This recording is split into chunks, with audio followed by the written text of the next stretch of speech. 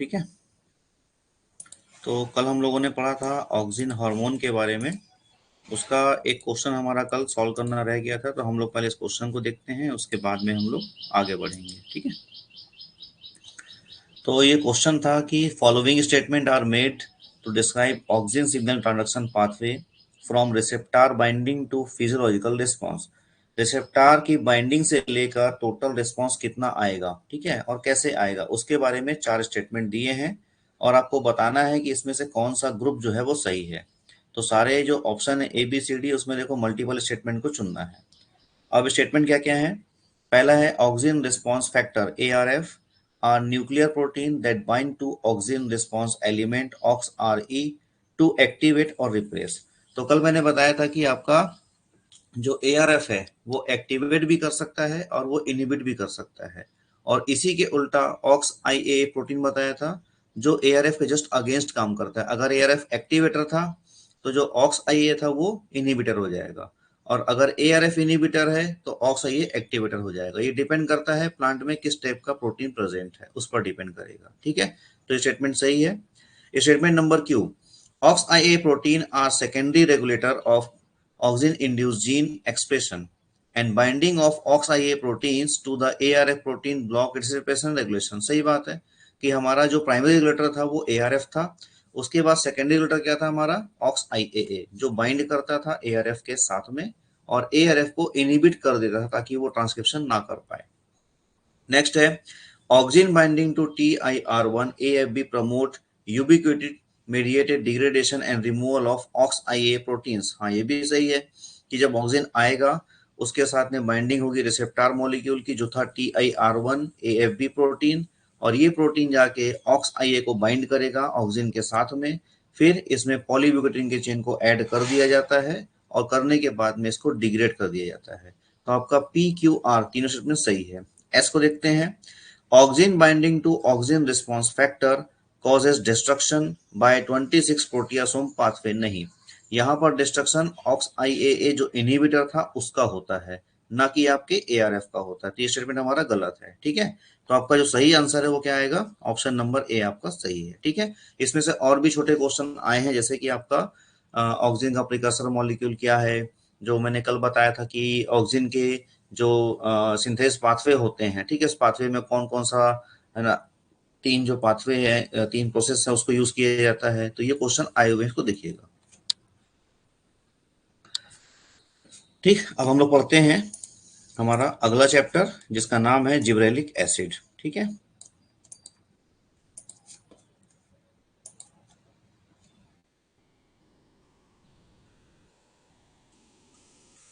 ठीक, तो gibberellic acid भी हमारा क्या है, प्लांट का ग्रोथ प्रमोटर्स में गिना जाता है। इसकी पहले डिस्कवरी देखते हैं। तो डिस्कवरी इसकी की थी जापान के साइंटिस्ट कुरोसोवा ने, फंगल डिजीज इन राइस। जैसे हमारे यहाँ पे धान लगाने के पहले हम उसका थरहा लगाते हैं, नर्सरी डेवलप करते हैं, उसके बाद उसको निकाल के हम बराबर इम्प्लांट करते हैं डिस्टेंस पे। ठीक है, तो उसको बोलते हैं हम लोग नर्सरी या थरहा डेवलप करना। ऐसे ही जापान में भी करते हैं, लेकिन वहां पर देखा गया कि जब हम सीडलिंग डेवलप कर रहे हैं, सीड्स को हमने जर्मिनेट किया है नर्सरी डेवलप करने के लिए, छोटे प्लांट डेवलप करने के लिए, जिनको हम बाद में जाके इम्प्लांट करेंगे। तो ऐसे केसेस में वहां पर एक्सेस ग्रोथ दिखाई पड़ती थी।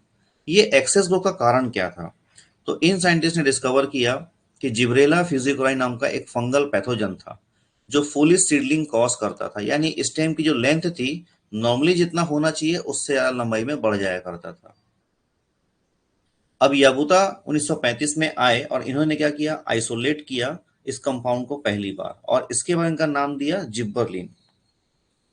All gibberellins are made of ENT gibberellin skeleton. ये एक टाइप का स्केलेटन होता है, मतलब एक स्ट्रक्चर होता है जो बेस होता है। बेस के साथ में थोड़े थोड़े मॉडिफिकेशन, कहीं पर हाइड्रोक्सिल लग गया, कहीं पर कार्बोक्सिल लग गया, कहीं पर प्रोटॉन लग गया। तो ऐसे मॉडिफिकेशंस के बाद में इसके जो अलग अलग डेरिवेटिव फॉर्म है वो बनते हैं। Classification based on structure and function. इसका जो क्लासिफिकेशन है आपका, जिब्रेलिक एसिड के जितने भी डेरिवेटिव फॉर्म है या सिंथेटिक नेचुरल फॉर्म है, ये सारे ही आपके स्ट्रक्चर के बिहाफ में और फंक्शन के बिहाफ में क्लासिफाई किए जाते हैं। अब तक 136 जीए डिस्कवर किए जाते हैं, जो कि प्लांट, फंगस और बैक्टीरिया।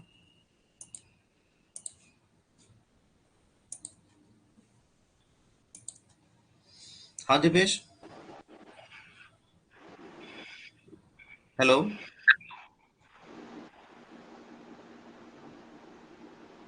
कुछ पूछना है?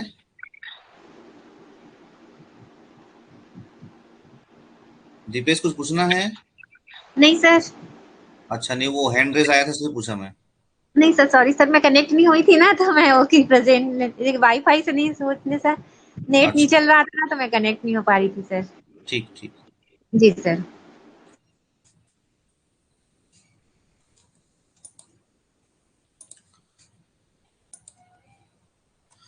ठीक, तो मैं बता रहा था कि अब तक कुल मिलाकर कितने 136 टाइप के जो जीए हैं वो अलग अलग प्लांट्स में, फंगस में, बैक्टीरिया में डिस्कवर किए जा चुके हैं। ठीक है। अब इसका बायोसिंथेसिस पाथवे देखो, यहाँ पर जो इंपॉर्टेंट चीजें आती हैं कि कोई भी कंपाउंड हम जब पढ़ेंगे प्लांट फिजियो के प्रोस्पेक्ट में, तो वहां पर ये कंपाउंड बनता कैसे है। तो बहुत सारे अलग अलग पाथवे होते हैं। जब हम पढ़ेंगे सेकेंडरी मेटाबोलाइट, तो सेकेंडरी मेटाबोलाइट में आपको मैं अलग अलग जो पाथवेज होते हैं वो समझाऊंगा। फिलहाल आपको उसका नाम याद रखना है, उसका नाम है टर्पिनॉइड पाथवे। बेसिकली क्या होता है, टर्पीन जो कंपाउंड्स होते हैं जिनमें ऑक्सीजन नहीं होता, तो ये 5 कार्बन की एक बेस चेन होती है और वो चेन मल्टीपल आपस में 5, 10, 15, मतलब 2 चेन, 3 चेन, 4 चेन जुड़ती जाती है।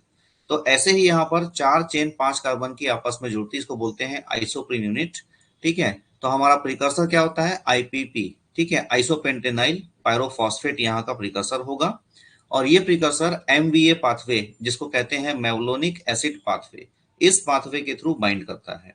अब साइट ऑफ सिंथेसिस क्या होगा, जैसे कल ऑक्सिन को देखा, तो जो ऑक्सिन का साइट था वो भी आपका एपिकल पोर्शन था, जहां पर नया टिश्यू डेवलप हो रहा था, वहीं पर ये भी बनता है। तो एपिकल टिश्यू है, यंग लीव्स है, highest in immature seed and developing fruit. तो जहां पर भी डेवलपिंग फ्रूट है, सीड डेवलप हो रहा है, वहां पर होगा। अभी लास्ट स्लाइड में हमने पढ़ा कि हमारा जो एंड रिंग बनता है वो देखिए ऐसा होता है। ये एक इसका बेस स्केलेटन है। ठीक है। अब इस स्केलेटन पे देखो अलग अलग टाइप के कंपाउंड में अलग अलग हाइड्रोक्सिल, प्रोटॉन, कार्बोक्सिल को जोड़ दिया जाएगा। तो जोड़ने के आधार पे इनका नोमेनक्लेचर हम कर सकते हैं। तो बेस चेन आपका यही वाला एंटी कॉरिन रिंग रहेगा। अब सिंथेस कैसा होता है, क्वेश्चन जो आपके आ सकते हैं, जैसे पहला क्वेश्चन है कि आपका कौन कौन सा ऑर्गेनेल इन्वॉल्व है। तो आपको ध्यान रखना है कि यहाँ पर आपका प्लास्टिड यानी क्लोरोप्लास्ट और साथ में कौन सा एंडोप्लाज्मिक रेटिकुलम, दो ऑर्गेनेल इन्वॉल्व है। अब होता क्या है, सबसे पहले हमने बताया कि प्रिकर्सर है आईपीपी, आइसोपेंटेनाइल पायरोफॉस्फेट। इसके 4 मॉलिक्यूल आपस में अरेंज होकर देखो एक कंपाउंड बना, जिसका नाम है जीजीपीपी, जेरेनाइल जेरेनाइल पायरोफॉस्फेट। अब ये मॉडिफाई होता है और मॉडिफाई होने के बाद में फाइनली क्या बनाता है, एंट कॉरिन बनाता है। ये आपका पहला स्टेप है।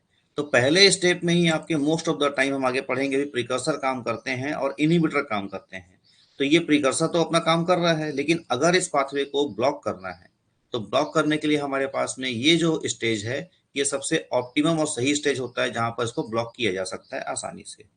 अब ये एंड कॉरिन रिंग जो होता है, ये ट्रांसफर होता है कहाँ पर, एंडोप्लाज्मिक रेटिकुलम। एंडोप्लाज्मिक ट्रांसफर होने के बाद क्या होता है, इसमें Ga12 एल्डिहाइड बनेगा, उसका होगा ऑक्सीडेशन। और ऑक्सीडेशन होने के बाद में Ga12 या फिर Ga53, ये दो कंपाउंड में जाएगा, लेकिन अभी ये एक्टिव नहीं बना है। अब ये Ga12 या Ga53 जाएगा साइटोसॉल पे। साइटोसॉल में जाने के बाद में इसमें एंजाइम काम करते हैं अलग अलग, जिसमें कि Ga20 ऑक्सीडेज है, उसके बाद में ये काम करेगा और लास्ट में काम करेगा Ga3 ऑक्सीडेज। जब ये एंजाइम काम कर लेते हैं, फाइनली Ga3 ऑक्सीडेज के काम करने के बाद में आपका एक्टिव Ga बनता है, जो कि देखो यहाँ लिखा होगा Ga1 और Ga4। ठीक है। तो यहाँ पर एक बार क्वेश्चन आया था कि कौन सा एक्टिव फॉर्म है और कौन सा इनएक्टिव फॉर्म है, तो वहां पर भी स्लाइड काम आएगी। तो इस स्लाइड से आपको क्या क्या आ सकता है, आपका ऑर्गेनेल कौन कौन सा इन्वॉल्व है, प्लस प्लास्टिड में कौन सा कंपाउंड बन रहा है, तो ईएनटी कॉरिन। और ये ट्रांसपोर्ट कहाँ हो रहा है, तो आपका एंडोप्लाज्मिक रेटिकुलम में। और फाइनल मॉडिफिकेशन कहाँ हो रहा है, तो साइटोसॉल में। फाइनल जो एंजाइम है वो कौन सा है, Ga3 ऑक्सीडेज। एक्टिव फॉर्म कौन सा है, Ga1 Ga4। ठीक है। तो ये जो हमको यहाँ पर याद रखने की जरूरत है।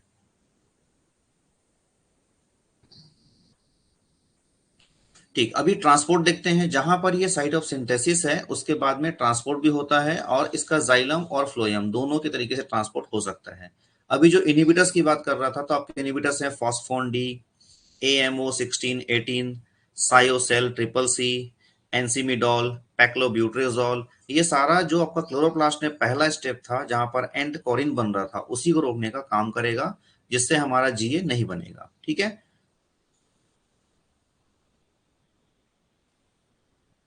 अब देखते हैं इसके एक्शन। ठीक है, तो एक्शन में पहला आता है स्टेम का इलोंगेशन।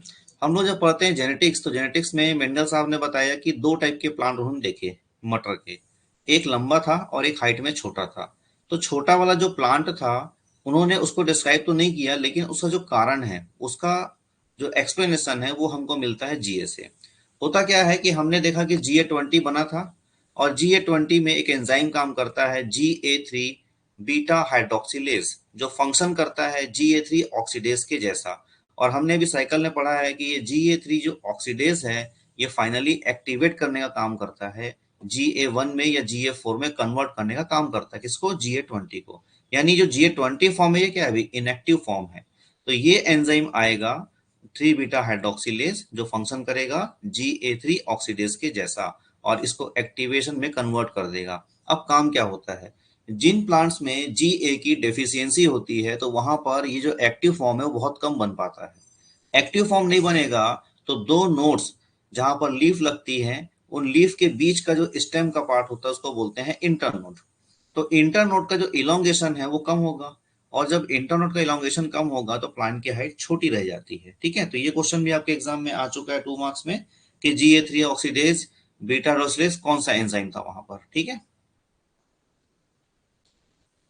सेकंड आता है फ्लावरिंग। जैसे सबने देखा होगा, है ना, पत्ता गोभी देखा होगा, गोभी जो हम कॉमनली खाते हैं, इसमें फ्लावरिंग देखने को नहीं मिलती है। लेकिन आप उसको बहुत लंबे समय के लिए अगर छोड़ देंगे, खेत में या बाड़ी में जहां भी लगाए हैं, लगाने के बाद उसके जो पत्ते हैं वो इलोंगेट हो जाते हैं स्टेम में, और बाद में सरसों फ्लावरिंग आती है, वैसी फ्लावर देखने को मिलता है। तो इसको बोला गया बोल्टिंग इफेक्ट। क्या किया गया? Before flowering stem elongation occurs in rosette plant. जैसे पत्ता गोभी है, पत्ता गोभी के पास जाओ और उसमें जीए का स्प्रे छिड़क दो।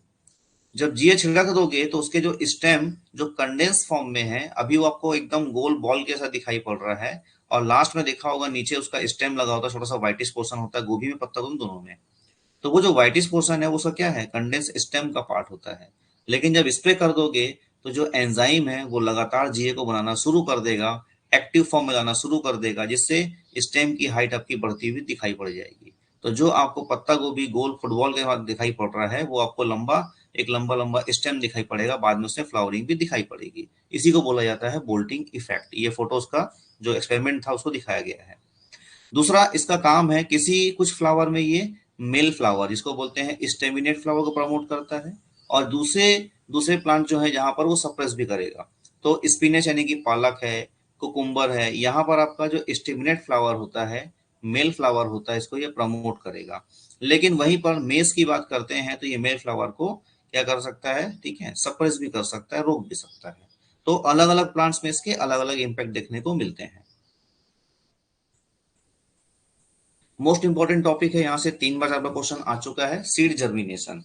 ठीक है, अभी इन सारे टॉपिक्स में हमको पहले बेसिक सीड के जो स्ट्रक्चर्स है वो समझना है। देखो, जब कोई मोनोकॉट का सीड, जैसे गेहूं का दाना हो गया, मक्का हो गया, और अपना गेहूं हो गया, ये धान हो गया, ये सारे जब जर्मिनेट करते हैं, तो आपके स्ट्रक्चर में क्या क्या चीज होती है? सबसे पहला ये पोर्शन जो दिख रहा होगा आपको, ये है आपका स्टार्ची एंडोस्पर्म।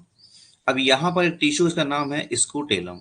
ये जो स्कूटेलम है ये इंपॉर्टेंट है, और इसके पास में एक प्रॉपर्टी होती है स्पेशलाइज्ड एब्जॉर्प्टिव टिश्यू। ये क्वेश्चन आपके एग्जाम में आ चुका है, देखिएगा पेपर को। ठीक है, तो यहाँ पर होता क्या है कि आपका जो टिश्यू है ये एब्जॉर्ब करने का काम करता है। अब ये क्या एब्जॉर्ब करेगा और कैसे करेगा? जब प्लांट जर्मिनेट होता है, देखो, तो यहाँ पर आपके पास ऊपर में, यहाँ पर शूट एपिकल मेरिस्टेम है, उसके ऊपर क्या है? आपका कोलियोप्टाइल है, यानी जो प्लांट का एपिकल मेरिस्टेम है उसको कवरिंग करने के लिए स्ट्रक्चर पर इसको बोलते हैं कोलियोप्टाइल। और वही क्या है हमारे पास में? ठीक है, उसके अंदर में फर्स्ट फोलिएज लीफ है, जो सिंगल कोटलेट हम लोग बोलते हैं। अब इसके बाद में नीचे में रूट का पोर्शन है। जैसे ही इसने वाटर एब्जॉर्ब किया सीड को जर्मिनेट करने के लिए, अब सीड जर्मिनेशन स्टार्ट हुआ, तो यहाँ पर क्या बनेगा? जीए। अब ये जीए क्या करेगा? स्टार्ची जो एंडोस्पर्म है उसको डिग्रेड करने का काम करेगा, क्योंकि ग्लूकोज चाहिए। तो होगा क्या कि ये जीए स्कूटेलम के थ्रू ट्रांसपोर्ट होगा एंडोस्पर्म के एरिया में। अब ये एंडोस्पर्म के एरिया में जाके आपके जो सीड के लेयर्स हैं यहाँ पर काम करता है। सीड के लेयर में देखो, आपका एल्यूरोन लेयर होता है, ठीक है, और एल्यूरॉन के ऊपर में टेस्टा पेरिकार्प होता है, छिलका पतला सा, ऐसे हम लोग बनाते हैं ना मैदा। तो मैदा और आटा में क्या डिफरेंस है? अगर आप गेहूं के छिलके को निकाल दें और उसके बाद पाउडर बनाएं तो वो बहुत ही फाइन और एकदम चिकना पार्टिकल होता है, वही मैदा है। और अगर आप उसमें छिलका ना निकालो, डायरेक्टली उसको चक्की में पीस दोगे, तो जो पाउडर बनेगा जिसको हम रोटी बनाते हैं वो हमारा आटा हो गया। ठीक है, तो उसके ऊपर छिलका जो, तो उसको बोलते हैं टेस्टा पेरिकार्प। अब ये जीए जाएगा कहाँ? आपके एल्यूरोन लेयर पे। और एल्यूरोन लेयर पे जाके क्या करेगा? एंजाइम्स को एक्टिवेट करने का काम करेगा। ठीक है, तो इससे बनेंगे हाइड्रोलाइटिक एंजाइम, जो क्या करेंगे? एंडोस्पर्म को तोड़ने का काम करेंगे वाटर की प्रेजेंस में। जब एंडोस्पर्म टूटेगा तो एंडोस्पर्म क्या है? स्टार्च के फॉर्म में है। स्टार्च क्या है? ग्लूकोज का कॉम्प्लेक्स फॉर्म होता है। अब ये कॉम्प्लेक्स फॉर्म टूटेगा और टूटने के बाद धीरे धीरे ये छोटे छोटे सिंगल सिंगल ग्लूकोज मॉलिक्यूल्स में टूटता जाएगा। जैसे ही अब ये सॉल्युबल फॉर्म में आया, अब इसको एब्जॉर्ब कर सकते हैं, डायरेक्टली रेस्पिरेशन में यूज कर सकते हैं, तो वापस स्कूटेलम इसको एब्जॉर्ब करेगा और एब्जॉर्ब करने के बाद प्लांट के रूट और शूट के पार्ट को ट्रांसपोर्ट कर देता है। ठीक है, और एंजाइम यहाँ पर काम करता है अल्फा एमिलेज, क्योंकि अल्फा एमिलेज भी होता है, बीटा एमिलेज भी होता है, तो यहाँ पर अल्फा एमिलेज काम करता है। अब इस एक सिंगल स्लाइड से कितने क्वेश्चन आए हैं देखो। पहला तो आपका एब्जॉर्प्टिव टिश्यू कौन है, ये आता है। इसके बाद दूसरा एंजाइम कौन सा काम करेगा, तो अल्फा एमाइलेज काम करेगा। ठीक है, जीए का ट्रांसपोर्टिंग किस टिश्यू थ्रू होता है, तो अगेन स्कूटेलम होगा। एमाइलेज बनने का जो लेयर है उसका नाम क्या है, उसका नाम है एल्यूरोन लेयर। ठीक है, तो अलग अलग 3-4 क्वेश्चन यहाँ से पूछे जा चुके हैं। इतना क्लियर हुआ? ठीक, ये है ट्रांसपोर्टिंग। अगर मान लो मैं जीए को चाहूं ट्रांसपोर्ट करना एक सेल से दूसरी सेल में, तो कैसे ट्रांसपोर्ट हो सकता है देखो। तो पूरे डायग्राम में देखो, साइड में डिस्क्रिप्शन दिया हुआ है। ठीक है, और डिस्क्रिप्शन के साथ में पॉइंट 1 2 3 4 दिया हुआ है। पॉइंट नंबर फर्स्ट क्या होता है? सबसे पहले सेल के सरफेस में रिसेप्टार होगा, जिसमें GA1 जो एक्टिव फॉर्म है वो बाइंड किया। बाइंड करने के बाद में यहाँ पर एक GPCR का ट्राइमेरिक प्रोटीन होता है, ये एक्टिवेट होता है। अब ये दो तरीके से काम कर सकता है, या तो कैल्शियम डिपेंडेंट पाथवे में काम करे, कैल्शियम के साथ अटैच होके, या फिर कैल्शियम इंडिपेंडेंट पाथवे में काम करे। तो क्या कर सकते हैं हम? पहला डायरेक्टली पाथवे है, कैल्शियम के साथ बाइंड हुआ और ट्रांसपोर्ट हो गया। दूसरे पाथवे में क्या होता है कि जो कैल्शियम इंडिपेंडेंट पाथवे है, यहाँ पर साइक्लिक GMP का प्रोडक्शन होगा। अब ये हमारा एक्टिव जो जीए सिग्नलिंग मॉलिक्यूल है, ये लेके जाएगा मॉलिक्यूल को कहाँ? सेल के अंदर। सेल के अंदर न्यूक्लियस के अंदर क्या है आपके पास? डीएनए। और डीएनए में क्या है? डेला रिप्रेसर है। ये रिप्रेसर जैसे हमने पढ़ा ऑक्स IAA रिप्रेसर था ऑक्सिन का, वैसा ही रिप्रेसर है जो सिग्नलिंग पाथवे को रोक के रखता है। अब हमारा जीए आया, इससे बाइंड हुआ, तो दोनों कॉम्प्लेक्स बना, तो अगेन यहाँ पर पाथवे कहाँ हुआ? इस डेला रिप्रेसर को डिग्रेड कर दिया गया, कहाँ? 26 प्रोटियासोम में, जो कल हमने देखा था। अब यहाँ पर जीन एक्टिवेट हुआ, GAMYB जीन, जिसने mRNA बनाया। अब ये mRNA कंप्लीट बनने के लिए कहाँ गया? साइटोसॉल। वापस इससे क्या बने? Transcription factor. तो देखो, पहला ट्रांसक्रिप्शन फैक्टर डेवलप हुआ, अब ये जाके वापस डीएनए पे बाइंड करेगा, और बाइंड करने के बाद जो अल्फा एमिलेज हमारा कौन सा सेकेंडरी एक्टिवेशन का फैक्टर्स है, उसको एक्टिवेट करने का काम करेगा। तो देखो, यहाँ से बना प्रोटीन, प्रोटीन बनने के बाद ये गया वापस न्यूक्लियस पे, और क्या बनाया? अल्फा एमिलेज का mRNA। अब ये अल्फा एमिलेज का mRNA कहाँ अटैच हुआ? Rough endoplasmic reticulum. ठीक है, तो mRNA जब ER से बाइंड होगा तो वहां बनेगा प्रोटीन, फिर इसको गोल्जी बॉडी में भेज देंगे और वेसिकल्स के फॉर्म में पैक कर देंगे, और अब ये वेसिकल क्या होगा? धीरे धीरे ट्रांसपोर्ट होना शुरू हो जाएगा।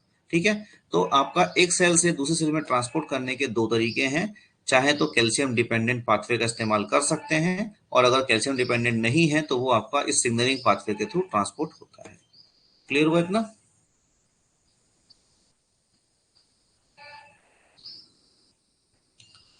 ठीक, अब काम क्या है इसके? फंक्शन क्या क्या हो सकते हैं? पार्थिनोकार्पी जो हमने कल पढ़ा था। ठीक है, तो ये क्या है? एप्पल। ठीक है, मेलस सिल्वेस्टर कहते हैं। एप्पल में मैंने कल ही बताया था कि आपका जो फ्रूट है, बिना फर्टिलाइजेशन के आप चाहते हैं कि उसमें सीड ना बने लेकिन फ्रूट डेवलप हो जाए, तो वहां पर हम जीए का इस्तेमाल कर सकते हैं।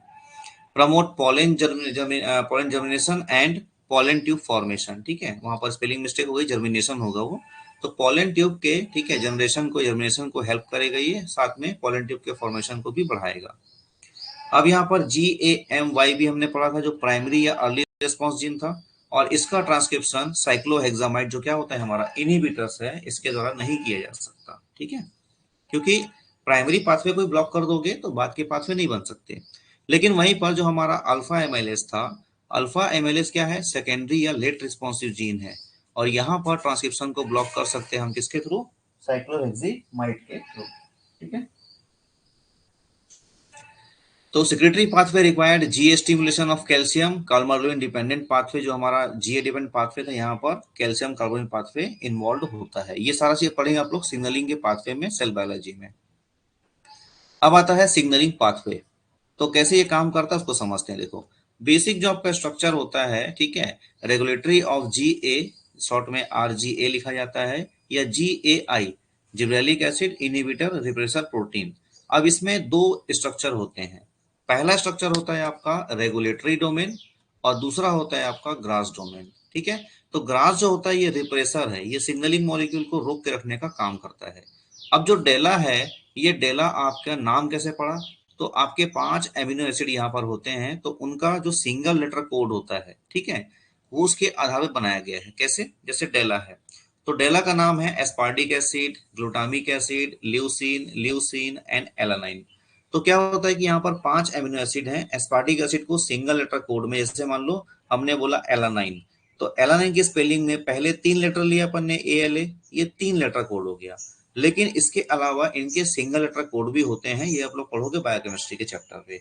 तो वहां पर आपको सिंगल लेटर कोड के फॉर्म में चीजों को याद रखना होता है, ताकि आप चीजों को समझ पाओ। क्वेश्चन जब आएंगे तो आपको समझ में आएगा कौन सा एमिनो एसिड है। तो वैसे ही एस्पार्टिक एसिड के लिए डी बनाया गया है, ग्लूटामिक एसिड के लिए ई नाम रखा गया है, ल्यूसिन के लिए LEU, और एलाइन के लिए ALA। तो ये नाम रखने के बाद में क्या बना है, डेला। अब दूसरा है आपका ग्रास डोमेन। ग्रास डोमेन में देखो क्या क्या चीजें हैं। पहला रेसिन रिपीट, कल भी मैंने बताया था कि जहां पर भी ऐसा कोई प्रोटीन हो जिसको न्यूक्लियस में बाइंड करना है, जिसको दूसरे प्रोटीन के साथ में इंट्रैक्शन रखना है, तो वहां पर ल्यूसिन पाया जाता है, क्योंकि ये हाइड्रोफोबिक नेचर का होता है, और जो प्रोटीन्स हैं वो आसानी से हाइड्रोफोबिक प्रोटीन्स के साथ में इंट्रैक्शन कर सकते हैं। साथ में इन दोनों के बीच में यहाँ पर होता है न्यूक्लियर लोकलाइजेशन सिग्नल, इसको शॉर्ट में बोलते हैं NLS। इसका मतलब क्या होता है कि देखो, किसी प्रोटीन में अगर ये वाला सीक्वेंस है तो उसका फंक्शन कहाँ होना है, न्यूक्लियस के अंदर, यानी इस प्रोटीन को DNA पे जाके बाइंड करना है और कोई ना कोई ट्रांसक्रिप्शन फैक्टर को क्रिएट करने का काम करना है। ठीक, इतना क्लियर हुआ। अब देखो, जैसे कल हमने पढ़ा था पाथवे, कौन सा वाला, ऑक्सिन का, वैसे ही सिमिलर पाथवे इसका भी है। ठीक है, तो यहाँ पर भी देखो एक रिप्रेसर है जिसका नाम है डेला रिप्रेसर। दूसरा है एक्टिवेटर प्रोटीन, जो कल ARF था, आज यहाँ पर नाम नहीं दिया है, बस इतना ही फर्क है। अब दूसरा है प्रमोटर, यानी कि हमारा GA के जीन्स जो एक्टिवेट किए जा सकते हैं। तो पहली कंडीशन में क्या है, अभी हमारे पास GA नहीं है, GA नहीं है तो हमारा डेला रिप्रेसर एक्टिवेटर प्रोटीन के साथ में बाइंड होके प्रोटीन को ब्लॉक कर दिया है, और प्रोटीन को ब्लॉक कर दिया है तो ट्रांसक्रिप्शन भी क्या हो गया है, हमारा रुक गया है। सेकेंड कंडीशन में हमारे पास में इसका एक्सेप्टर मॉलिक्यूल आया, कौन सा, GID1। अब ये GID1 GA के साथ में बाइंड हुआ। अब ये दोनों कॉम्प्लेक्स बाइंड करते हैं GID2 के साथ में, और ये जो GID2 मॉलिक्यूल है ये हमारा E3 यूबिक्विटिन लाइगेज मॉलिक्यूल है, यानी ये किसी प्रोटीन के साथ में अटैच होगा तो उस प्रोटीन में ढेर सारे पॉली यूबिक्विटिन को ऐड कर दिया जाएगा। और हम जानते हैं कि जब भी किसी प्रोटीन में पॉली यूबिक्विटिन को ऐड करते हैं तो क्या होता है, उस प्रोटीन का डिग्रेडेशन, कहां पर, प्रोटियोसोम में जाकर। तो तीसरे डायग्राम में देखो, जैसे ही मॉलिक्यूल आया GAGID1 के साथ में GID2 आया, ये बाइंड हुआ SLR1 डेला रिप्रेसर के साथ में, और जब ये बाइंड हुआ तो इसमें क्या ऐड कर दिया, पॉली यूबिक्विटिन को ऐड कर दिया गया। जब ऐड कर दिया गया तो यहाँ पर क्या हुआ, इसका डिग्रेडेशन कर दिया गया प्रोटियोसोम में। अब हमारा जो एक्टिवेटर प्रोटीन है वो फ्री हो चुका है, और जब वो फ्री है तो ट्रांसक्रिप्शन का एक्टिवेशन होगा, और जिब्रेलिक एसिड की वजह से जो जीन्स एक्टिवेट होने हैं, जो प्रोटीन बनना है वो बनेंगे, और जो प्लांट्स की ग्रोथ है वो हमको दिखाई पड़ेगी। ठीक है,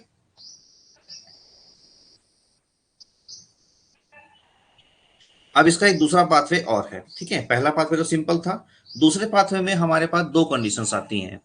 पहला हम मानते हैं कि वाइल्ड टाइप का रिप्रेसर हो, ठीक है, अब उसमें हम GA देंगे और नहीं देंगे तब क्या होगा।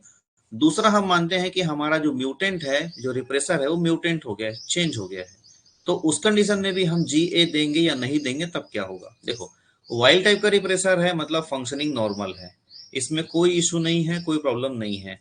अब हमने जब देखो GA नहीं दिया है तो आपका डेला और ग्रास दोनों के आपस में अटैच है, रिप्रेसर हमारा फंक्शनल है, काम कर रहा है, उसमें कोई समस्या नहीं है, तो ये ग्रोथ को रोक देगा, क्योंकि जीन का जो ट्रांसक्रिप्शन है यानी प्रोटीन का सिंथेसिस है एमआरएनए के थ्रू वो ब्लॉक हो गया। सेकेंड कंडीशन में देखो जीए आया और जीए बाइंड हुआ किसके साथ में, हमारा रिप्रेसर के साथ में। तो देखो ग्राफ यहाँ पर क्या है, आपका रिप्रेसर डोमेन है, तो रिप्रेसर डोमेन के साथ में एक एससीएफ बाइंड हुआ, और ये एससीएफ क्या था, जो हमने कल एफ बॉक्स पढ़ा था, जो प्रोटीन में पॉलीयूबिक्विटिन की चेन को ऐड करता है। तो देखो जैसे यहाँ पर पॉलीयूबिक्विटिन चेन ऐड हुआ, तो होने के बाद में इसका डिग्रेडेशन हो गया प्रोटियासोम में ले जाकर, और जब डिग्रेडेशन हो गया तो ऐसी कंडीशन में अब क्या हुआ, जो जीन्स थे वो फ्री हो गए, ठीक है, तो फ्री हो गए तो अब सिग्नलिंग आ गई। तो ये हुआ वाइल्ड टाइप के रिप्रेसर, रिप्रेसर नॉर्मल है। अब हम मानते हैं कि हमारा जो रिप्रेसर है वो म्यूटेंट हो गया है, यानी किसी कारण से उसके प्रोटीन के सीक्वेंस में, स्ट्रक्चर में चेंज आ गया। प्रोटीन के फंक्शन होने के लिए उसका जो सेकेंडरी स्ट्रक्चर होता है और क्वार्टरनरी स्ट्रक्चर होता है, ये बहुत ही इंपॉर्टेंट होता है। Most of the time secondary structure में alpha helix, beta sheet, loops ये वगैरह पाए जाते हैं। अगर इनके स्ट्रक्चर को हम बिगाड़ दें, तो बिगाड़ने के बाद में आपका जो ओवरऑल स्ट्रक्चर होता है वो फंक्शनलेस हो जाता है, काम नहीं कर पाएगा। तो पहला है कि म्यूटेंट रिप्रेसर है और हमारा जीए सिग्नल प्रेजेंट है, यानी जीए दिया गया है। अभी देखो हमारा जो रिप्रेसर है वो स्ट्रक्चर चेंज हो चुका है। जब स्ट्रक्चर चेंज हो चुका है, ठीक है, तो ऐसी कंडीशन में mutation in DELLA region prevent GA receptor binding and repression degradation, ठीक है। तो क्या हो जाएगा कि हमारे पास प्रॉपर बाइंडिंग नहीं होगी, और बाइंडिंग नहीं हो पाने की वजह से आपका जो जीए है, ठीक है, वो दिया गया है तो भी से क्या हुआ, ग्रोथ नहीं आ पाई। क्यों? क्योंकि प्रमोट करने के लिए जो जीन्स थे वो एक्टिवेट नहीं हो पाए। सेकेंड कंडीशन में जब रिप्रेसर हमारा म्यूटेंट है, लेकिन म्यूटेंट होने के बाद में अब क्या कर दिया गया है, उसके स्ट्रक्चर को देखो चेंज कर दिया गया है। स्ट्रक्चर ही अगर चेंज हो गया है तो ऐसी कंडीशन में जो स्ट्रक्चर का काम था पाथवे को रोकना, ये नहीं कर पाएगा।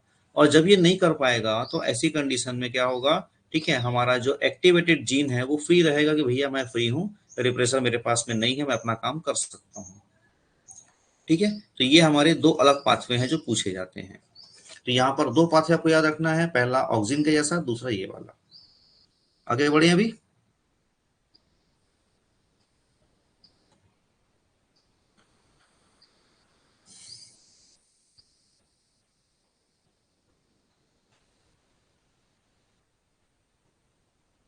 देखो ये क्वेश्चन मैं दिखा रहा था कि आपका जिब्रेलिक एसिड जो होता है, ठीक है, जर्मिनेशन को कंट्रोल करता है, ठीक है, by directly break downing of the store starch.